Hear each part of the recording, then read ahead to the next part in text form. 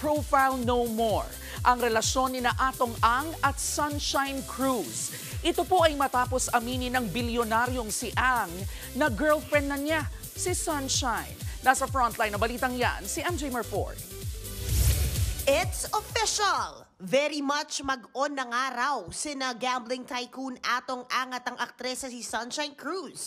Ang negosyante mismo ang umamin sa Bilyonaryo News Channel na napapanood sa Signal TV tungkol sa kanilang relasyon. Pero bago yan, nag-viral muna ang eksena ng halikan ng dalawa sa magkaibang derby event. Ayon sa ilang showbiz report, maayos naman na tinanggap ng mga anak ni Shine ang relasyon nila ni Atong Ang. Kahit nga ang dati niyang mister na si Cesar Montano, nakipagkamayan pa raw sa negosyante. Nagkita ang dalawa sa birthday ng isa sa mga anak ni na Shine at Cesar. Yun na! Despite and in spite of, happily moving on naman ang aktres na sina Rufa May Quinto at Ay de las Alas. Si Rufa May o Peachy sa kanyang friends, imbis na mas stress, mas nag-glow up pa.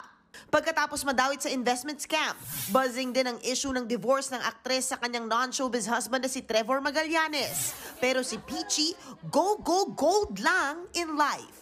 Same kay Ay na kinakarir ngayon ng kanyang dance classes. Time out din daw muna si Miss Ay sa love life at focus muna sa mga naka-line up niyang projects for 2025. Last month lang nang kumpirmahin ng aktres ang hiwalayan nila ng dating asawa na si Gerald Sibayan. Choose happiness. Yan muna ngayon ang peg na nag-iisang comedy queen. Nagbabalita mula sa Frontline, MJ Marfuri, News 5. Mga kapatid, ito po ang inyong K-Alaman Queen, Kalad Karen. Always remember na ang K-Alaman ay K-Yamanan. Kaya para sa latest showbiz news at dagdag impormasyon, mag-follow at mag-subscribe sa social media pages ng News 5. K? Okay.